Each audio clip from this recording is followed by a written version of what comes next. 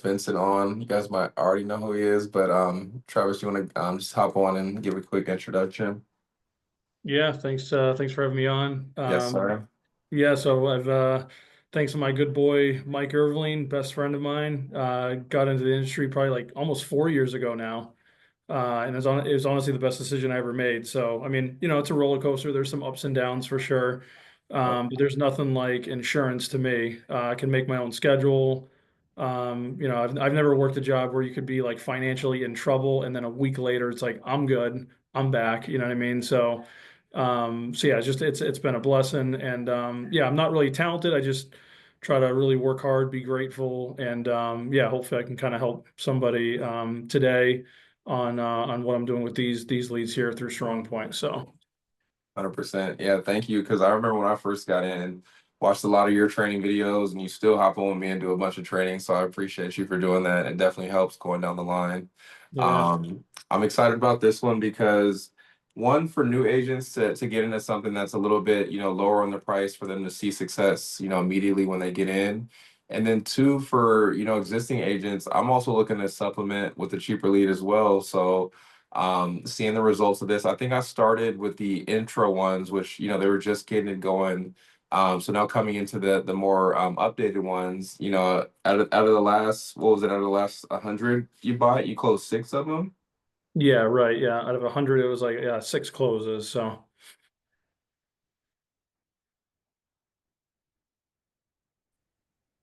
that did Malik freeze, I think. Oh, Yeah, am I you're back back. now? Okay, there we go. Turn my phone on D&D.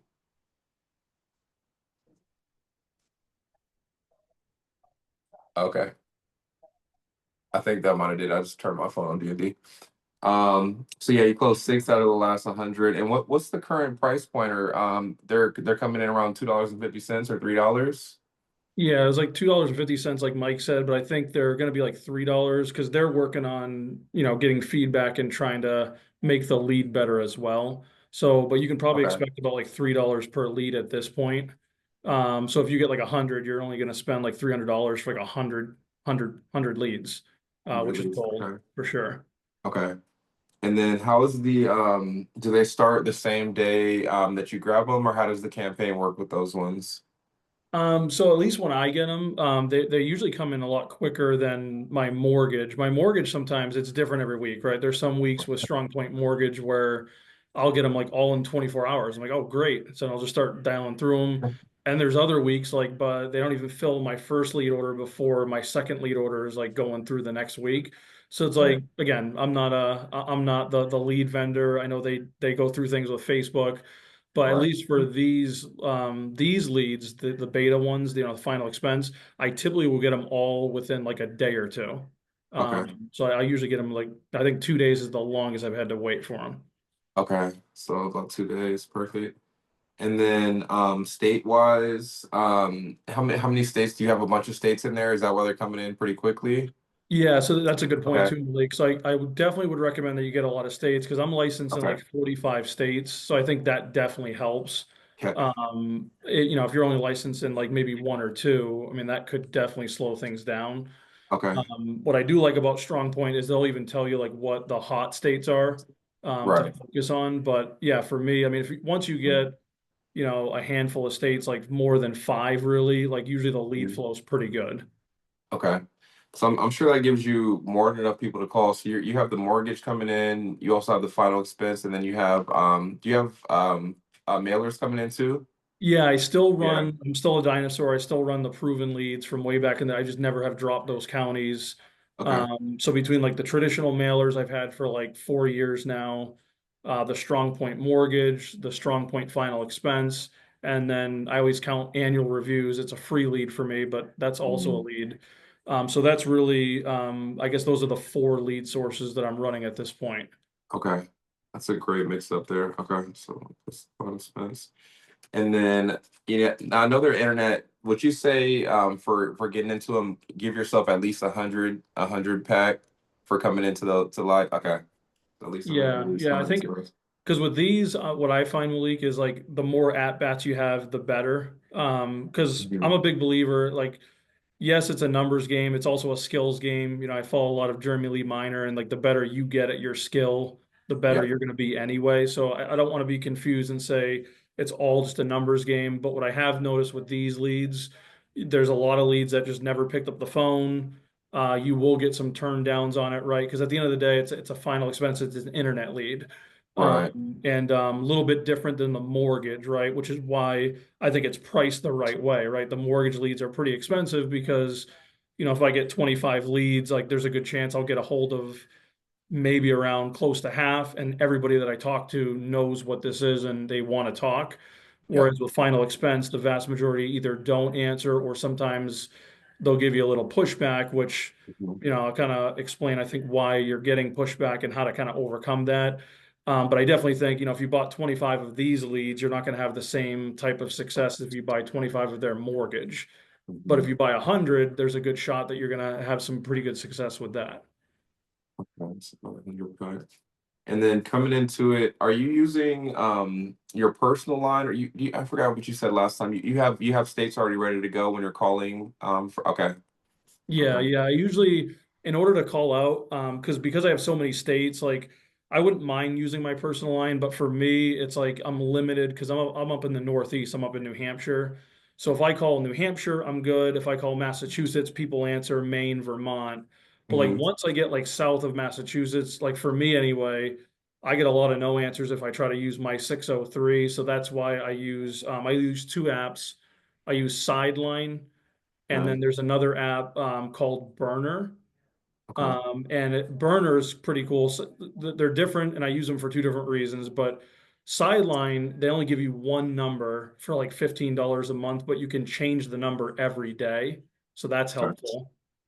And then Burner will let you, depending on how much you're willing to pay for, like you can have up to like, I don't know, like 25 to 50 lines. But you can't change the number once you create it for like 30 days. So I think they're both helpful. So I just use them both, to be honest. Yeah. But anytime I'm calling outside of New England, I always like to have an area code that matches the area that I'm calling, because that Okay. definitely helps with the contact rate. And then same thing, I'm sure using speed delete as soon as they get in, you'll start from the bottom for the most recent ones all the way up to the ones that came in previously.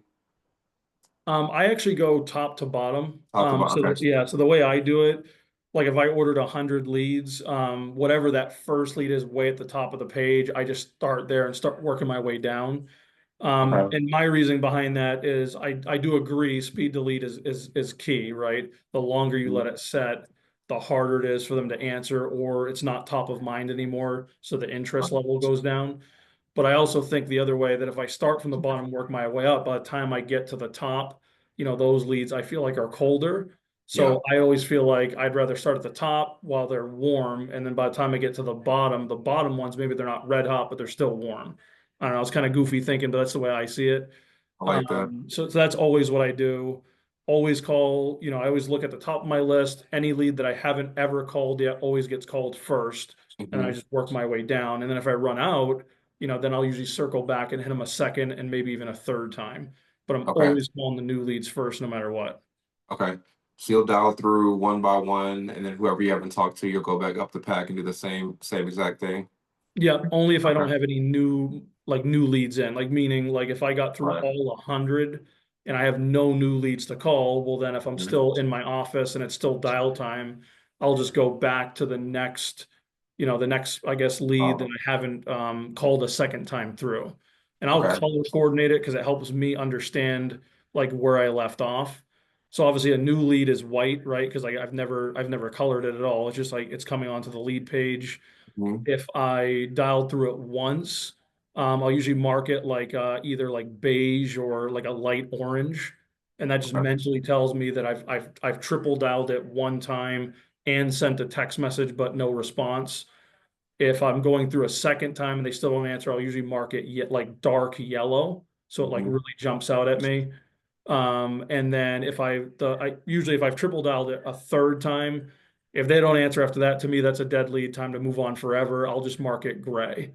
Okay. So that's usually how I'll mark them. And then obviously sales or appointments are green, and then if they're just not interested, it's a red. So that's how I'm gonna color coordinate my list. think we had a question. When you're going down the line, are you double or triple dialing when you're going down?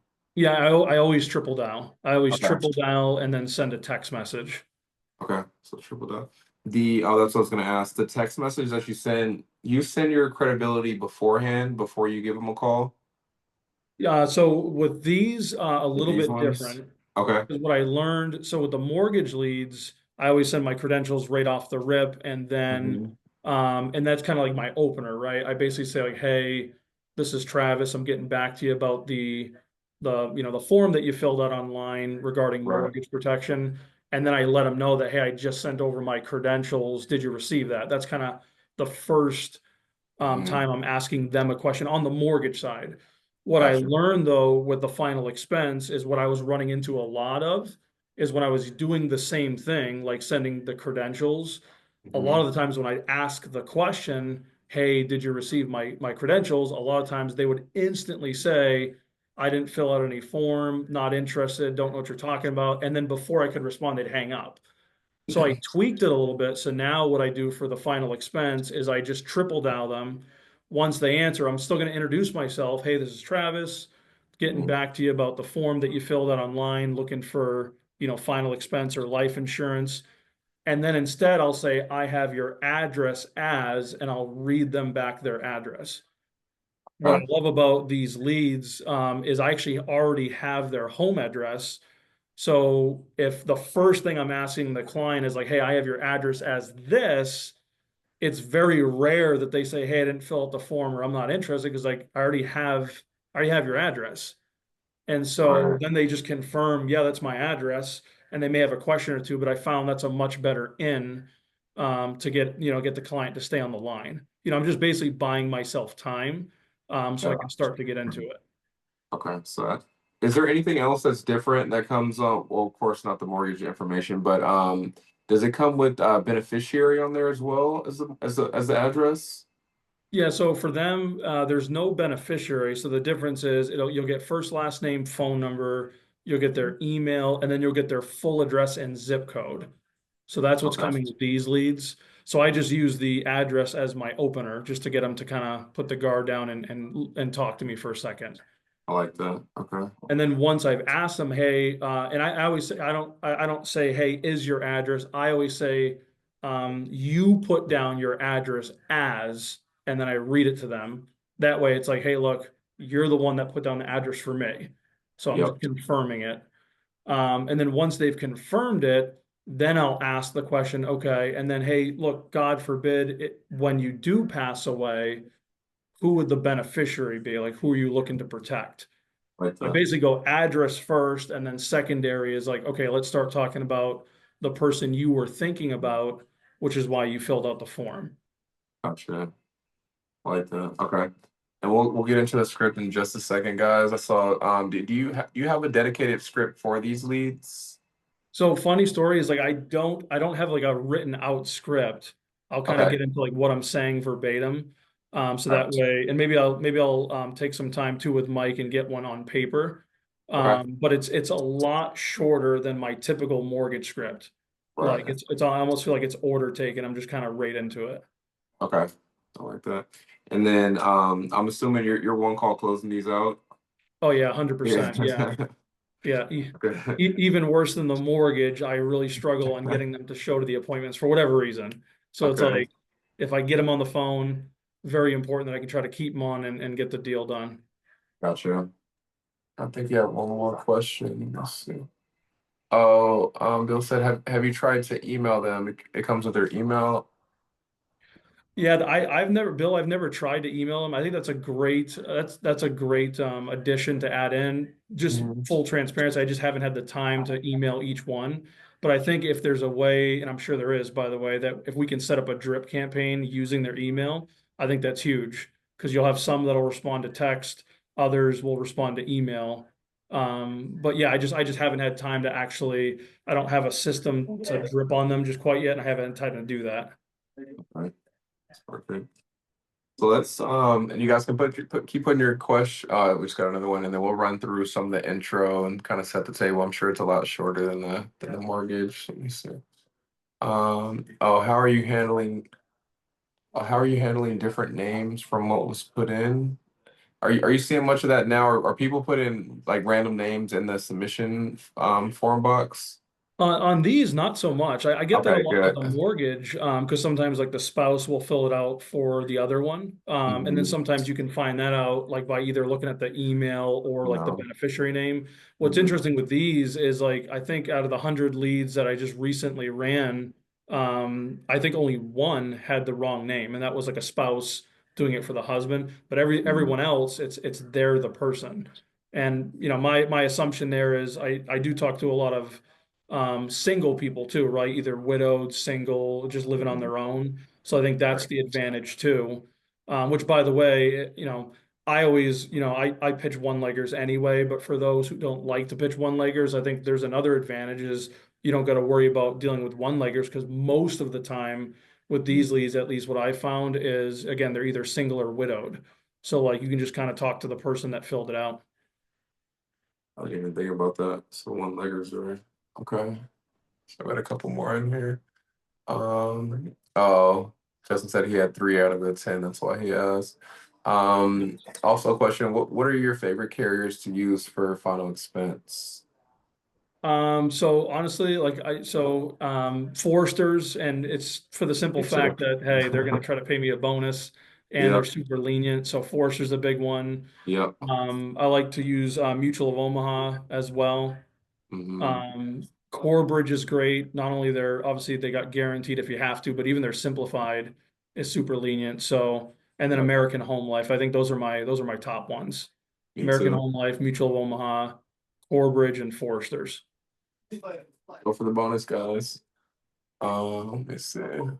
Have you, okay, so Kyle asked, have you tracked your contact rate for these leads? I haven't tracked them. I could probably pull up my list and just like count through them and just see. But to be honest, I haven't like tracked or written them down. Gotcha.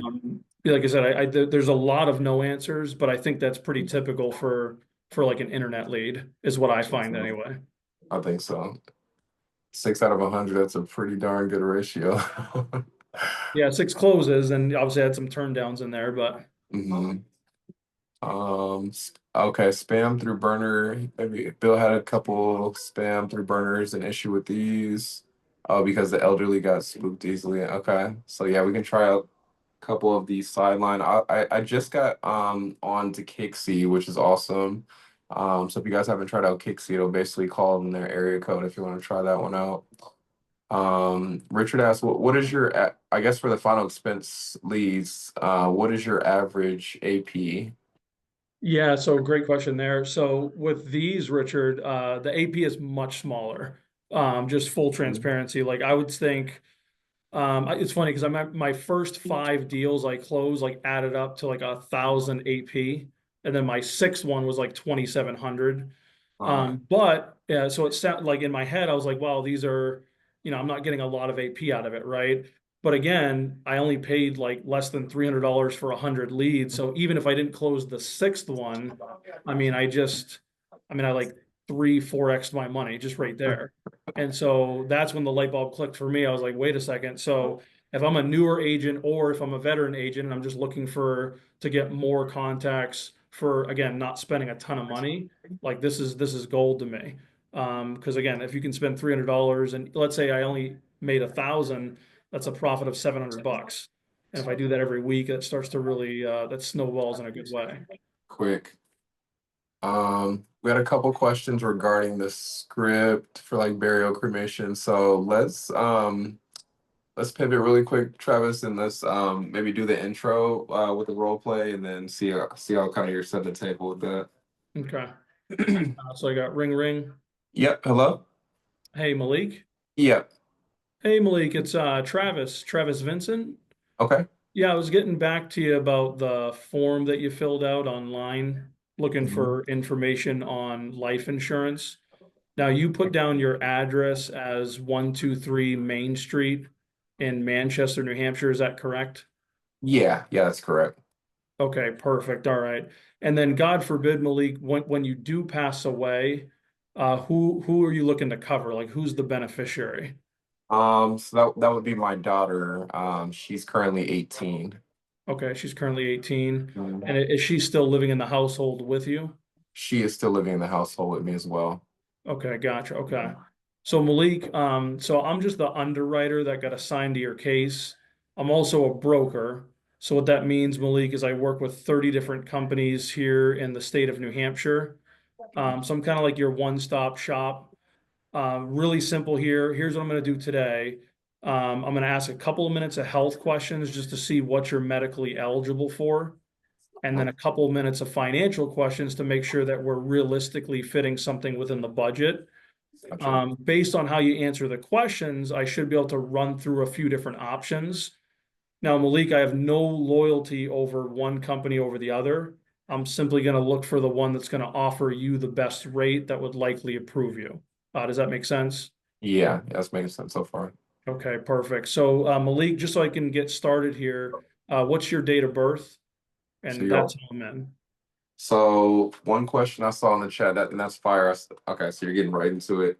Um, are you asking about burial, cremation, or you kind of make those determinations after you get something like the medical? Yeah, I usually only ask for, would you rather get, like, are you looking to get buried or cremated? After I filled out the entire financial inventory and I kind of know where I'm going. Okay, I like Then that. I'll ask that question. And to be honest, I ask them, but I'll still pitch the same options anyway. Okay. Just because again, I've made, like I said, it's funny because the one sale that was like 2,700 AP, it was like a $20,000 final expense policy, which you could probably get cremated a lot less for that. And he said he Right. wanted to be cremated, but I just pitched three options and he ended up going with that one. So it's like, you know what I mean? So it's That's like smart. I'll ask him the question just to kind of keep the flow of the conversation going, but I'm Mm-hmm. always gonna like offer the same three options and try to work my way down from there. It's fire. Okay. Make sure I don't miss anything. So, yep. Difference between cremation. Okay, so yeah, I see why you have a one up. So you're taking, I mean, that's pretty darn fast. You're right into the financial inventory. And then you're asking them kind of to buy some time. Are they looking to get this cremation? What does that usually go for? Around like 5 to 7,000, somewhere around there? Yeah, so I think like if last time I Googled it, which was a little while ago, I think the national average for like cremation was like just under 7,000. And I Okay. think for like a regular burial was like just above 10. Okay. Um, I always show them when I first started down these leads, I'd Mhm. always try to show them, which again, maybe this is bad practice, but I used to try to show them like the max, like so I'd show them like a $50,000 policy. Mhm. But what you'll notice, or what I notice with these leads, is a lot of these people are on very tight budgets. So Mhm. what happened to me a few times is I'd show them that top option, like I do for mortgage, right? The biggest one first, and Yep. then work my way down. And then I think I was giving them sticker shock, meaning I'd be like, "Hey, $50,000 policy is like 250 per month," and they're like, "Oh my God," and they just like hang up on me. I was like, "Oh Yeah. no!" So I try to get them back. So then I just changed that. So rather than I just flip it. So with mortgage, I always start with a top option and give them three, work my way down. But with these final expense, I'll start at the minimum that I would recommend, which is always like a $10,000 policy, and then I just kind of inch up from there. So I I always like like to give that. them. I'm a three option guy. I always like to give them three options. So I always start with 10,000. I explain, if they said that they want to be cremated, I always say that, hey, what we'd usually recommend, what most of our clients would do for cremation is 10,000. If they say Mhm. they want to be buried, same thing. Hey, what most of our clients do, what we usually Mhm. recommend is you want at least 10,000 to be properly buried. So I'm always starting with the 10. And then I'll usually give them a middle option, which is typically about 15. And then my top option is usually 20. And then usually like they'll pick something along those lines. And again, I think a lot of my sales were either picking 10, or if that was too much, then I'd pivot and go a little bit lower. Okay. Stop is 20. Okay. That's Like this is gonna be. I'm glad you're doing this for us, Travis. It's gonna be awesome for us to implement with our existing leads, or maybe for new agents too. Let's see what else was in here. Okay, so what? Oh, okay, so Tisha asked, what was the lowest amount you will pitch, and that was the 7,000, or you keep it at 10,000 if you need to pull out the 7,000. Yeah, so I always start with the 10, 15, 20, and then here's my close every time. Same with mortgage, but here's what I say. So hey, it's the $10,000 policy, the funding required, by the way, never say cost or price or fees. That's always bad terms, right? It's like, people just tend to not want to pay fees or pay a cost or pay a price. So I always say like, hey, the $10,000 option, which is the minimum we'd recommend, the funding required per month would be, $80 per month. And then I go same thing for 15, and then hey, 20,000 if you really want to leave behind a legacy for your daughter. That's going to be X amount of dollars per month. Now, here's my close. Now, Malik, obviously, we can't really make a decision today anyway, just because, again, I still don't even know if the insurance company would approve you. But if they were to approve you, which option do you think would make the most sense for you? And I'll just let the client pick. And then it's usually one of two things. Either A, the client will say, oh, well, I'd probably do the 10,000. And I say, perfect. And then I got the e-app open. I start asking the questions. I'm like, head down, right in. If the client says, which happens a lot, well, I'm not really sure, I immediately understand that, okay, they probably can't afford any of the three options I just covered. Mhm. Now, most people, okay, most people are like too afraid to admit that they can't afford it. So, if I put myself in their shoes, right, I would never ever want to say like, ooh, I don't know if I could afford that, right? Because like, let's be honest, I'm a human being. I have a little bit of pride, right? Everybody does, okay? Everyone's got a little bit of a pride. So like, no one wants to tell you that, hey, I can't afford that, right? So like if they say something like, well, I'm not really sure, I have to think about it, that just tells me, well, none of those options fit easily in the budget. And so then I'll pivot and back down. And so here's my word track for that. Okay, yeah, no problem. So Malik, why don't we do this then? If the 10,000 maybe is a little bit too much to commit to today, and then I'll just go down to like 7,000. And how I'll word it is like, so a $7,000 policy is at least going to cover, the burial, like you had mentioned, at least make sure that we're not leaving a bill behind for your daughter. Now, Malik, would it be unreasonable to set aside and then whatever the price is to make sure that the burial covers are covered? And then usually I'll get a yes out of that. Okay. And then that's my permission to put my head down, get into the app. Can you repeat that one more time at the end? The question you prompted for going down. Can you repeat that one more time? Yep. So, hey, which one of those options do you think would work best for you? Well, Okay. Travis, I'm not really sure. Okay. Hey, no problem. Why don't we do this? Just so I don't put you in a bad spot. Would it be unreasonable to set aside, $50 a month to make sure that you have a policy that would cover at least the bare minimum? Something along the lines of that. Okay. Yeah, reasonable. And then no one has ever told me, no, that's unreasonable. Like even if the budget's really tight, they'll tell me, no, that sounds reasonable. And then I'm going from there. Okay. That's a great start. Okay, so we got that one. Okay, Skylar, what's the process for building the Y with these leads?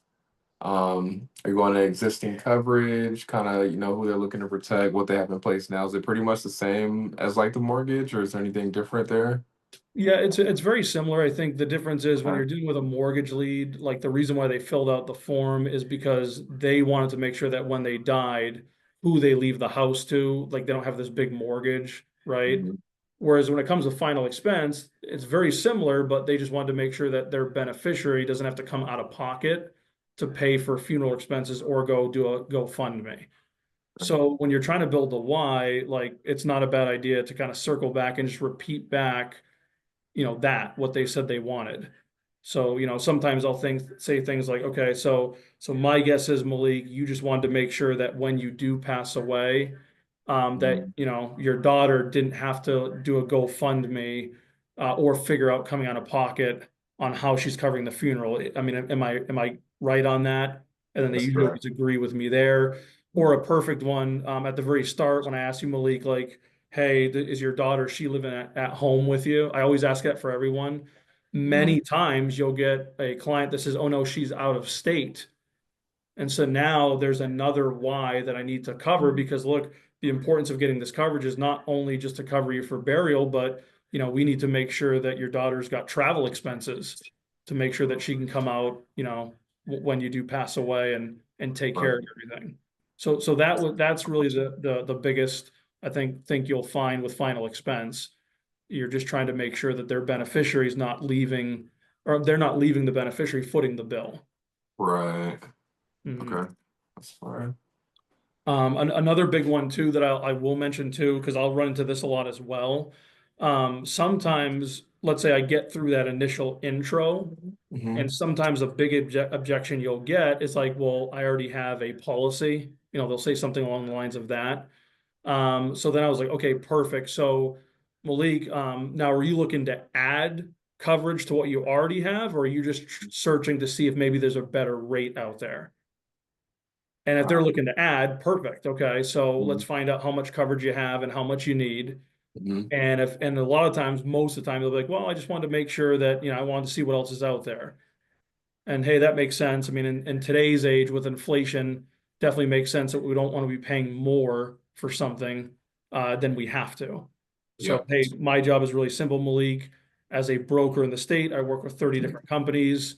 My job is if I can find a policy that, again, will put you in a better spot or the same spot for for a better rate, I can help you do that. And let's be honest, Malik, if I can't do that, I'll probably hang up quicker than you can hang up on me. Does that sound fair?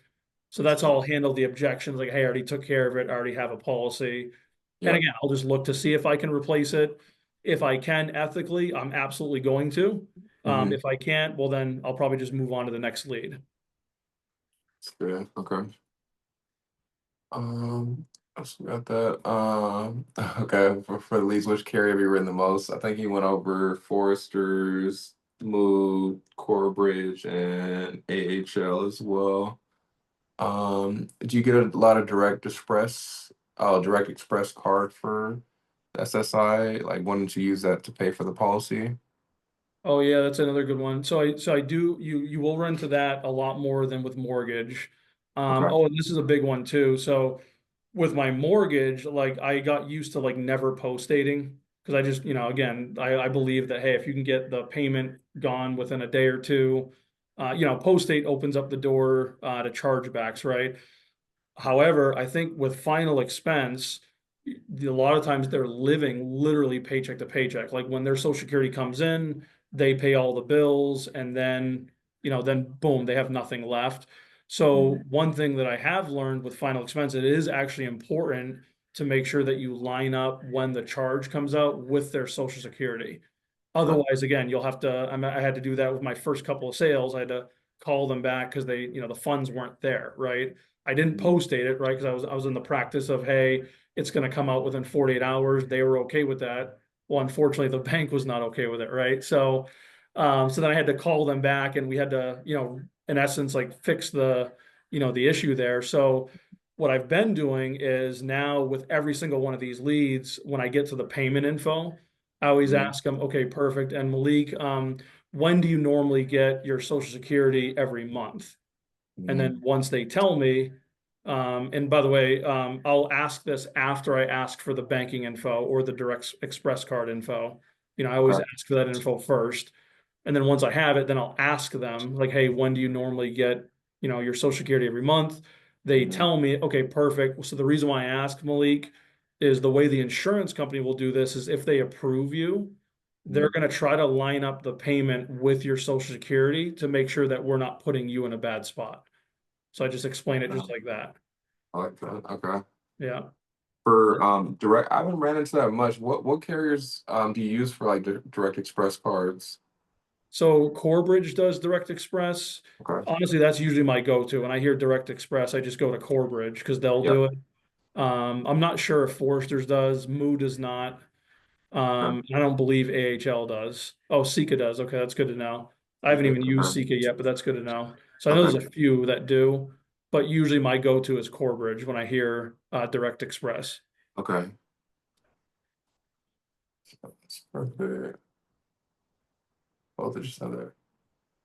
Okay, But so Bill said two ladies I spoke to yesterday both just had their husbands pass away last November. They could not.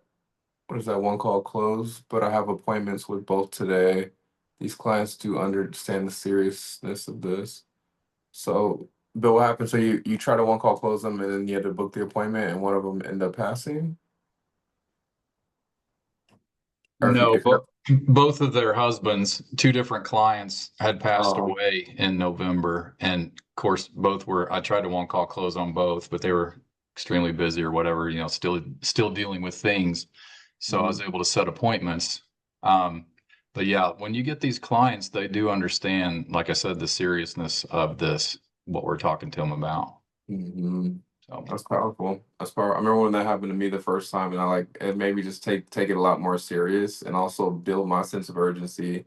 That's why like the guilt went away. It's like, why am I triple down? Well, I'm triple down because I didn't get to one of my clients in time. They actually passed, so it's like, so I definitely feel you on that, Bill. Yeah.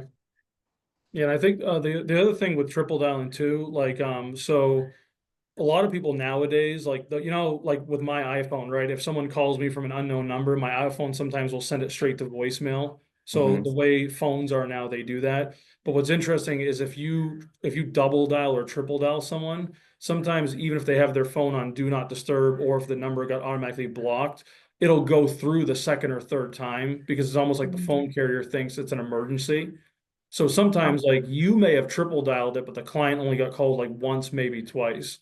So that's another good thing to know too, that again, don't feel bad about triple dialing. It's just another way to try to get them on the phone. Right. Um,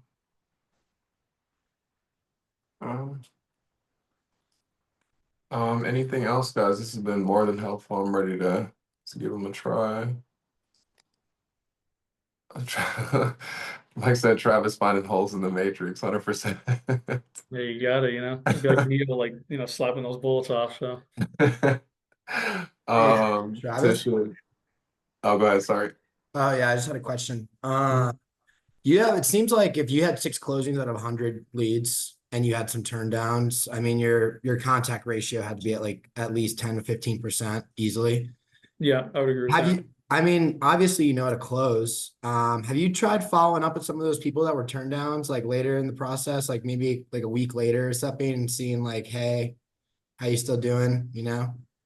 I mean, I honestly haven't, just because, like what I find is like, it's almost like you can only wring out the sponge so much, right? So like, if I have a client on the phone, I'll do everything I can. I treat it like game seven. Like I'll do everything I can to make sure that I'm gonna help them today because that's what they asked for. Make sure it's like within the budget and it's gonna help their family.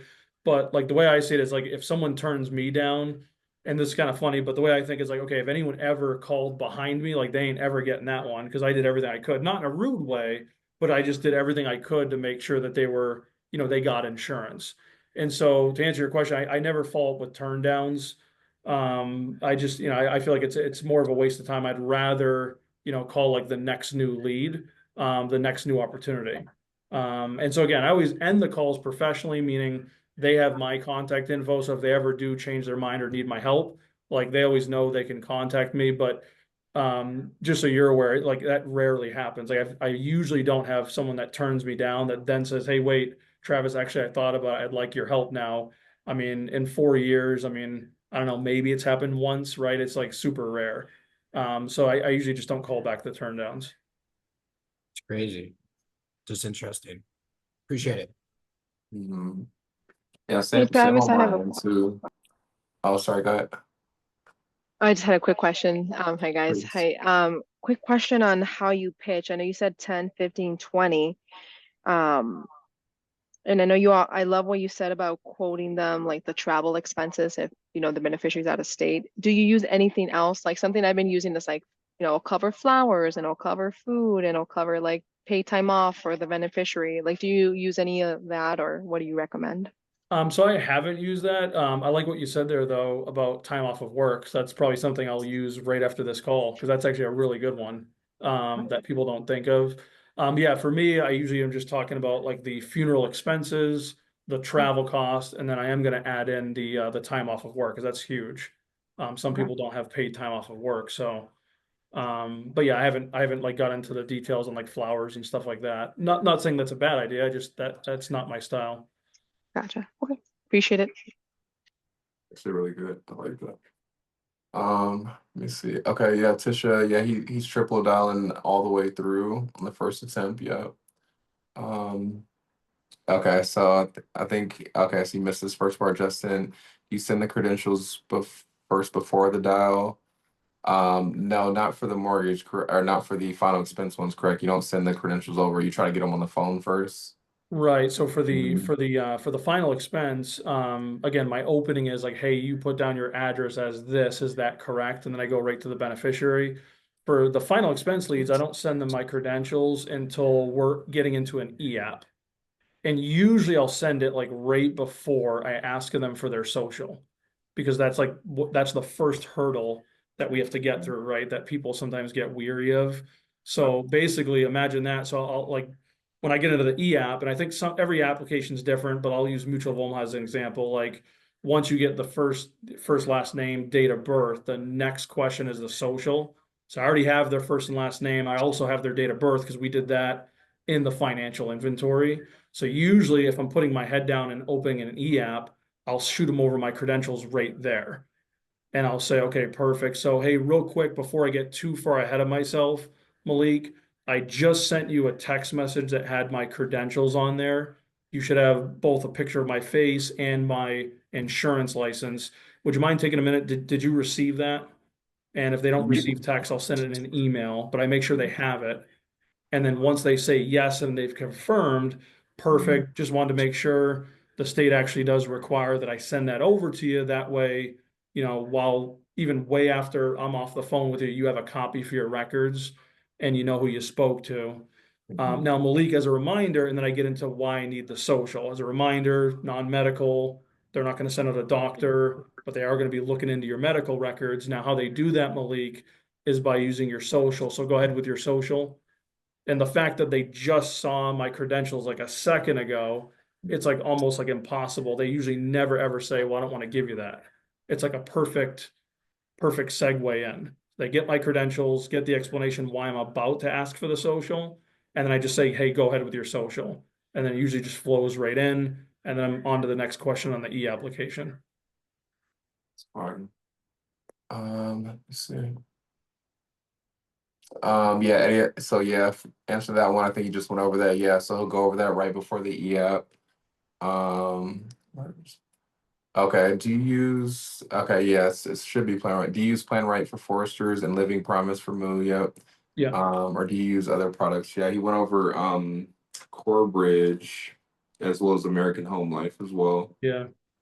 And to give American Home Life a shout out, they have the true Social Security billing, which is Mhm. awesome because, like I said, what that means is because a lot of these clients are going to need that draft to hit on the day their social comes in. Right. What true Social Security billing means is, let's say if they get it on the third of every month, well, if the third is a Sunday or like a Saturday, what American Home Life does is they will literally draft when Social Security hits. So typically, if the third falls on a Saturday, Social Security will pay the client on that Friday, like so the day before. And that's also when American Home Life will draft the premium.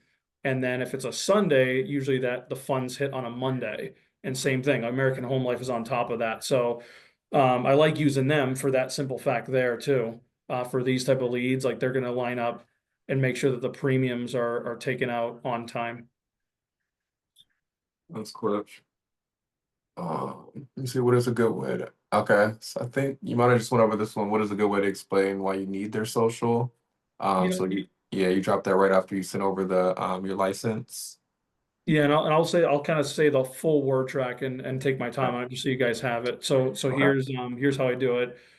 All right, so Malik, before I get too far ahead of myself, I just want to make sure I just sent you a text message that contained my credentials.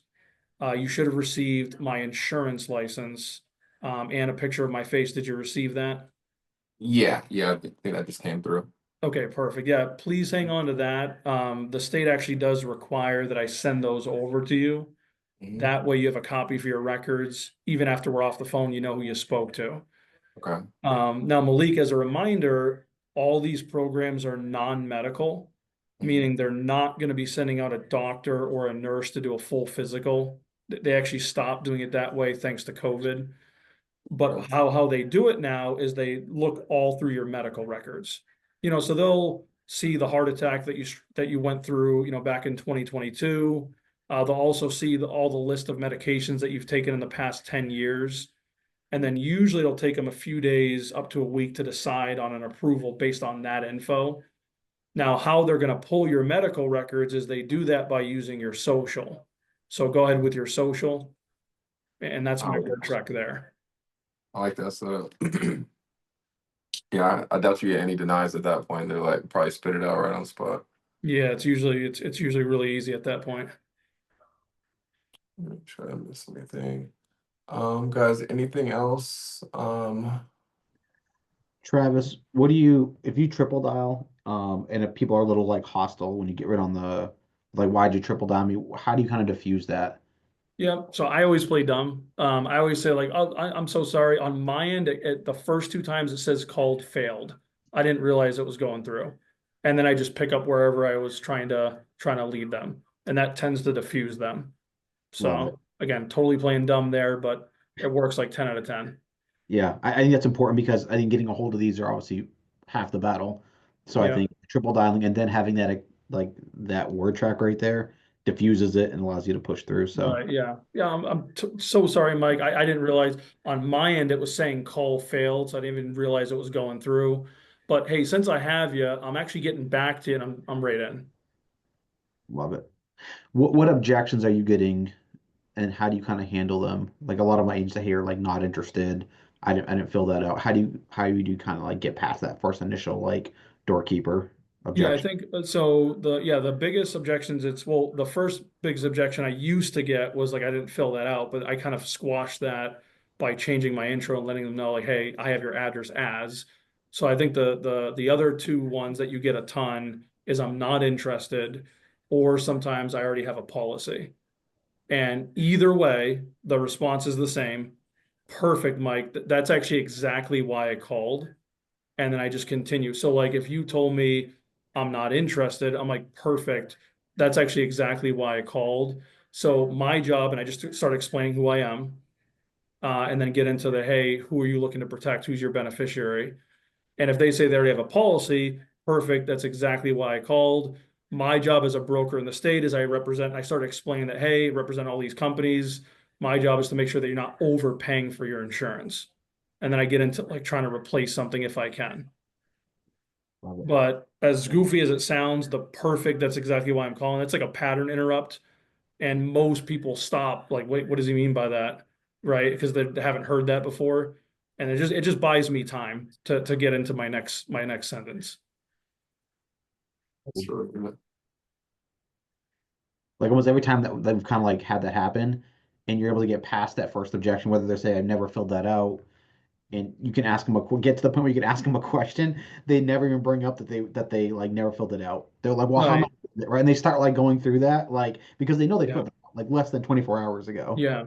So, And really all it is like it's whatever they say, it's not even necessarily true. It's like that's their knee-jerk reaction because like their phones typically get what I've noticed with these leads is their phones are getting blown up, right?